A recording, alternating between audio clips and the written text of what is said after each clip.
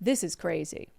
So Bob Ferguson only issued one full veto of a bill for this entire session. Hundreds of bills came across his desk. Now he did some partial vetoes, but not the only one full veto. So this is from the Center Square. Ferguson vetoes bill to study cost drivers for home ownership and rental housing in Washington. Interesting.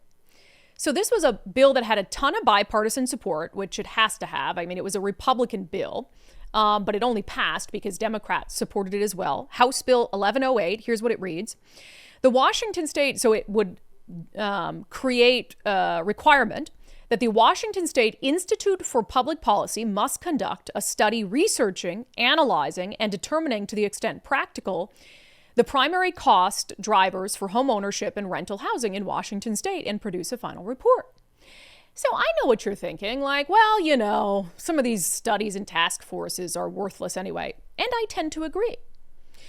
I just think it's a little bit odd that we have so many of them studying so many different things. We spend millions and millions and millions of dollars on studies and task forces.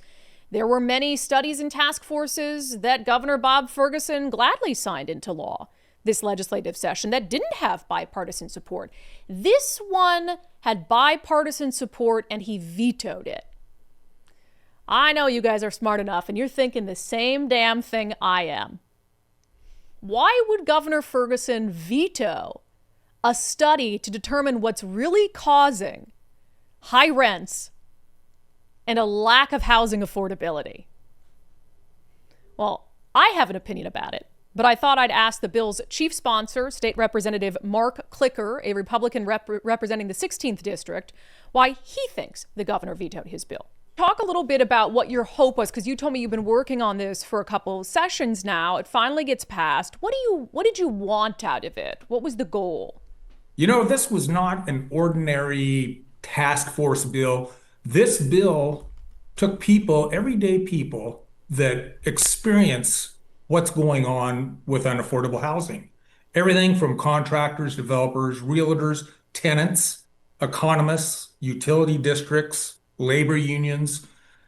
I mean, the list goes on. And so many of these people wanted to be on the list. They wanted to participate in this bill and with this legislation.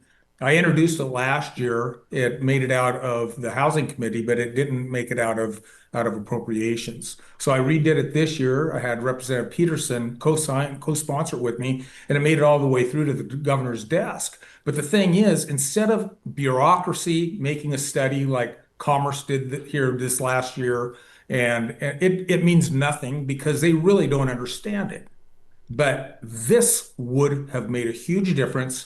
Then we know what we have. We're to the root of the problem, and we can start making some common sense legislation. And that's what's so cool about this bill. Well, the governor used the excuse that it, financially it doesn't cut it because the fiscal note on it. Well, the fiscal note was probably right around $100,000 last year. This year they changed it and they put it into Evergreen College and another study group and put it up to about 230 some thousand. But when you have a $9.5 billion tax year that they're going to do it and wasteful spending, he said that he's going to cut that. Yet he didn't cut any other or many of the other task forces. So, there you go. Well, I am highly suspicious of motivations here because, again, like you said, I mean, we're spending billions of dollars on the housing issue, including to try to make housing more affordable. So if you could spend a little bit of money understanding better how to use those funds to actually help the problem, why would you not? Especially, as you point out, when we have endless task forces looking into things. So I'm not saying that you're calling him a liar, but do you believe him when he says that his motivation was fiscal? He's a man with empty promises. Okay. And that really is what it is. I mean, I'm just going to call it what it is. And he told us one thing when he did the State of the State address. He told us all these great things. It was really positive. But the Democrats, they didn't like it and they're mad. They won't let his staff in the wings. Sometimes after a while you feel like you're being played. And this is a perfect example that he'll tell us one thing, but he's not following through with it. He isn't a fiscal conservative governor. He's doing the exact same thing. And when he uses that for a $200,000 study that would have actually had common sense legislation, what does that do for you? Yeah. And so that's what we're up against. And I hate to say it, but I'm not going to be very nice about it because I think it was very senseless what the governor did. Well, look, I have a theory. Do you want to hear it? Sure. Okay, you don't have a choice because you're on my show. So I'm going to tell you what my theory is. I think he knows what the answer will be, and he doesn't want that answer to come to light in a bipartisan fashion. And I think the answer to why rents are so high and housing so high is government. It's the regulation, it's the taxation, and that is very clearly what's happening here. And that would go against things like rent control, which he's just signed into law. And I don't think that he wants any daylight on that. So I think that's the motivation for it. So what happens from here? Because again, a Republican bill doesn't get through unless Democrats support it. It had overwhelming bipartisan support. What do you have to do to override the veto? Well, that will be the next, that'll be the $67,000 question. Will they even bring that up and override the veto?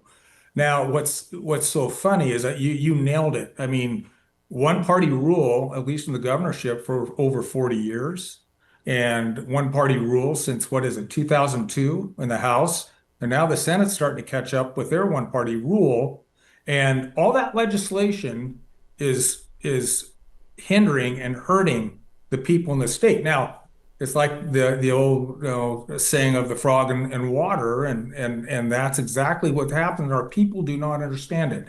If this bill would have passed and the results would have come out from this study, from the everyday person, the average Joe and the average Jill, and they would have come in and put out this report, boy, I'll tell you what, it would have made heads shake and heads turn. And that's what's going to happen. So what are we going to do? Well, I'm not going to reintroduce the bill, another bill just like it next year, because we know we're going to be played. This bill, what was so funny, Brandi, is the last two non-budgetary bills that passed through the legislature on sine die were my two bills, my litter bill and this housing bill. I think the housing bill was the very last one. And then when I found out that the governor was reviewing that one after he signed everything else, I knew there was a good chance. Makes you kind of wonder, did they just kind of push this bill through? Another bill they had of mine, it was this cafe bill that would allow neighborhood cafes in. Well, they used that one. That one I believe was held hostage through negotiations. So, I hate to be, getting played so much, but I am upset because this one was a true blue, really good bill, and it would have done something. And so we'll have to see what happens on this override if we even do it, and we'll go from there. Yeah. So we'll see if they end up overriding it. I don't know if that's going to happen, but there's clearly nefarious motives. He knows exactly what a true study would show. That rents are too damn high because of things like rent control and overregulation, because of prohibiting landlords from properly screening tenants, which puts landlords in a situation where they're stuck with someone for months on end who's not paying rent. And so then when they finally get that person out, they've lost all this money and they need to raise rent for the next person. All these regulations they've put on builders that make permitting delays, that drive up the cost of building a home, which drives up the cost of buying a home. It's crazy when you think about it. One bill, the entire session, that the governor vetoed because he knows exactly what that study would show. And it would show that Democrats are responsible for the housing crisis that they claim to be trying to fix. And why? Why? I know, please, you're saying it already. We all think alike already. We got one mind. It's the industrial complex. The amount of money coming into the government over this is so much, and it funds all their ideological ventures, that they can't fix it. That's why they can't fix the homeless crisis, because there's so much money coming in to their cronies and their allies, so they can't possibly fix that. They can't fix the drug crisis. It makes them way too much money. They have to keep people in poverty, keep people on the streets, keep people addicted, and they can't fix the housing crisis either. It's insane stuff. So a little small thing that might have gone under the radar, But now you know about it, and you know that Democrats and the governor have no interest in getting to the bottom of the truth about the housing crisis. That segment was brought to you in partnership with our friends at the Rental Housing Association of Washington. We've teamed up with RHA to make sure that small to mid-sized landlords know that they have someone who can help them navigate this absolute cluster F of a situation happening in Olympia. So if you're a small to mid-sized landlord, join the RHA today, rhawa.org, rhawa.org.